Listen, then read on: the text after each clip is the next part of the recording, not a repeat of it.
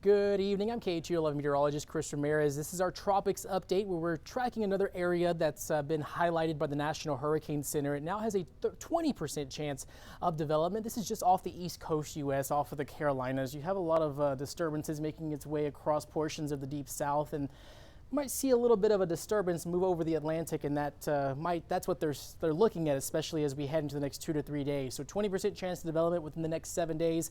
That is a pretty low chance of development. This is not going to be threatening the Gulf or Texas, but something to keep an eye on, at least in the upcoming days here. We are also tracking some Saharan dust that's currently in the picture.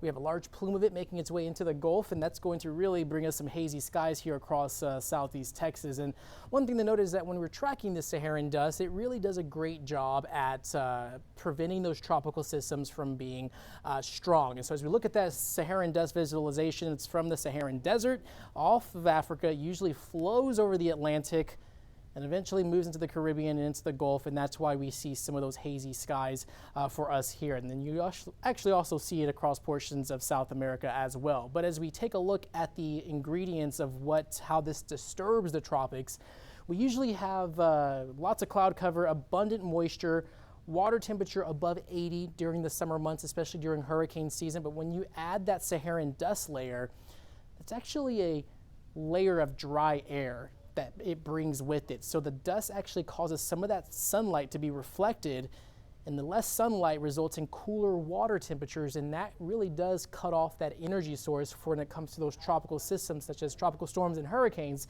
So with cooler water conditions, we are expecting those conditions to remain mostly calm and just mostly quiet. So as we take a look at our future track, we're not really looking at any significant systems that are going to be impacting the Atlantic or the Gulf. That is just going to really bring us some slight disturbances that are going to be moving in across portions of the northern Gulf Coast. Even Florida is in for a pretty rainy outlook.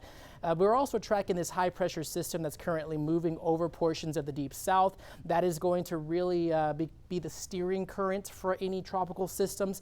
As this high pressure system moves off towards the Kentucky, Ohio River Valley, that is really going to really open up the door for some of these disturbances to make its way across portions of Florida and even portions of Mississippi, Alabama from the east. So that's something that we're keeping an eye on. It's also going to bring us the return of rain chances for us here across our area as we head into the next 2 to 3 days. So that's what we're looking at in terms of our tropics and what we're expecting to see. But Saharan dust really just preventing those tropical systems from becoming all that stronger. So Arthur has already been crossed off the list. We still have Bertha, Cristobal, Dolly, Edward, Faye, Gonzalo, Hannah, Isaias, even Josephine from our list. We end with Sally, Teddy, Vicky, and Wilfred. We've only crossed off one name, Arthur, which was a tropical storm, a very short-lived tropical storm. We're also looking at the El Nino setup pattern, which has been confirmed by NOAA a good month ago. We are looking at that higher wind shear, which really does keep things mostly quiet in terms of the tropics, but we're also looking at a stormier and wetter than normal outlook,